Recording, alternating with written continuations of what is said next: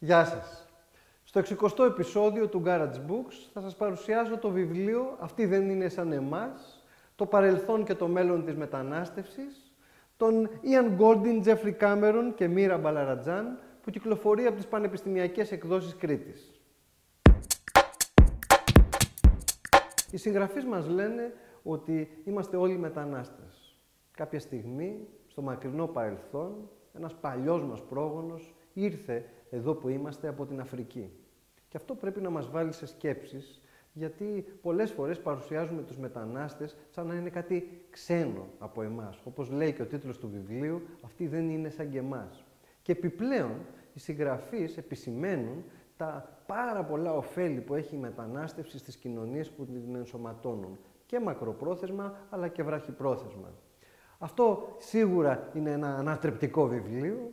Είναι 500 και πλέον σελίδες, το μισό αναλύσκεται στην ιστορία της μετανάστευσης και είναι ίσως λίγο πιο κουραστικό, αλλά το άλλο μισό μιλά για το σήμερα, για το παρόν, και πιστεύω ότι μπορεί να σας αλλάξει τη γνώμη. Εμένα σε πολλά θέματα μου την άλλαξε, άνοιξε μια προοπτική και είμαι σίγουρος ότι θα το βρείτε εξίσου συναρπαστικό όσο το βρήκα και εγώ. Πήρα συνέντευξη από έναν εκ των συγγραφέων, τον Τζέφρυ Κάμερον, ο οποίος ζει και εργάζεται στον Καναδά, και νομίζω ότι αξίζει να δείτε τα όσα μου είπε.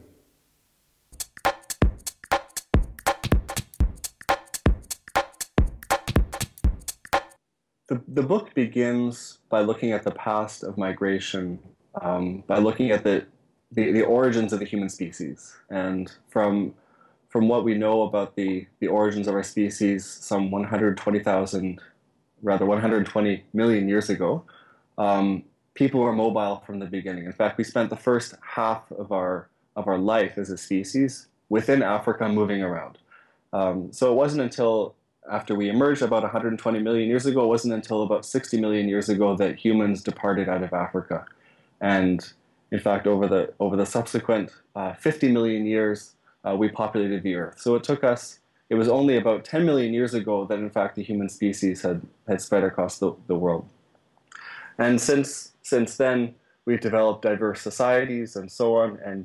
And it's only really been in the last several hundred years that we have really tried to regulate migration through the use of, you could say, coercive border controls. It's been since the advent of state sovereignty that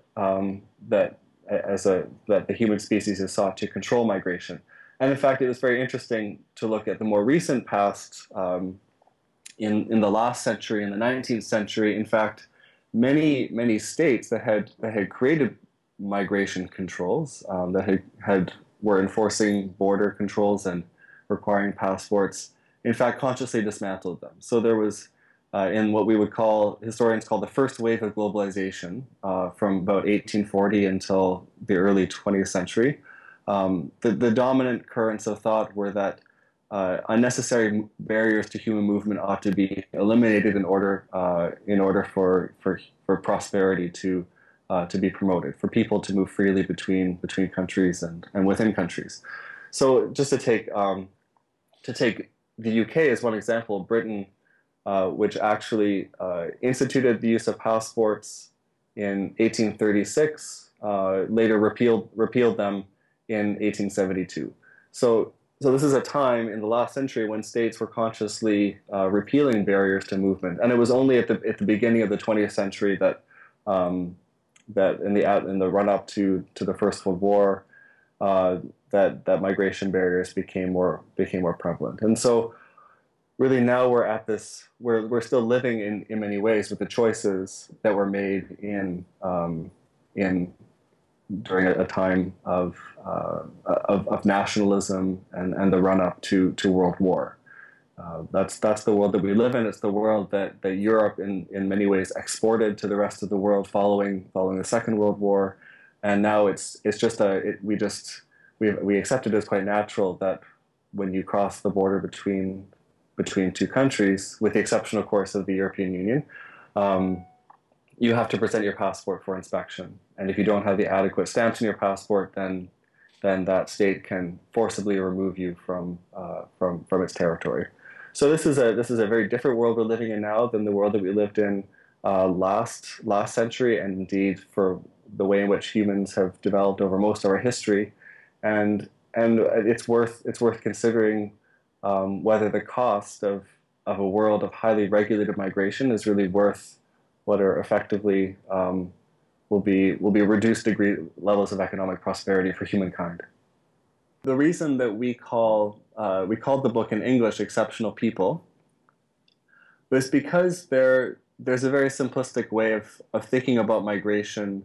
That is, if it was possible for the poorest people to move to rich countries or to more wealthy countries, then they would.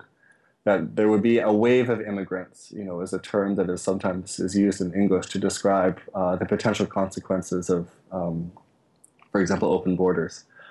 But in fact, the research shows something quite different, that usually it's people from the middle classes in middle income countries that are most likely to move. And even among that population that is the most mobile, usually most people don't want to move. Most people prefer to stay at home. They prefer to be close to their family and their friends, even when there are economic gains from moving. And so those who do choose to move are usually those who are willing to take more risks, are perhaps more innovative by nature. Now, we don't want to make a stereotype about migrants as a whole, but in general, there seems these characteristics seem to be borne out in evidence that shows that in many Western countries, immigrants start businesses at much higher rates than do native-born people.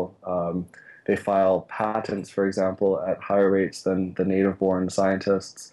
So there's a characteristic to immigrants that seems to be one of innovation and risk-taking, and they are the exceptional people in a given population. And so it's a title that's both meant to emphasize our positive view of human movement, and at the same time,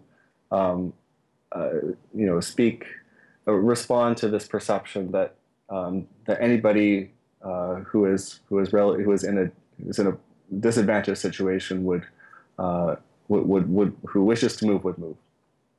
So the choice is probably many societies face is between being more open and more dynamic and more comfortable with change, and also more prosperous, or being more closed and being perhaps poorer and perhaps a bit more homogenous as a society. And so, how should societies that seek a path of prosperity respond to immigrants? I think that's a very difficult question. I think it often requires the leadership of government. It requires leadership in media, from intellectuals and people who are leaders of thought. And one of the reasons that we wanted to write this book was to, in some respects, contribute to the public conversation in countries that are dealing with these questions, to emphasize that the rational response to a world of global mobility is for states to increasingly open their borders. We don't mean to.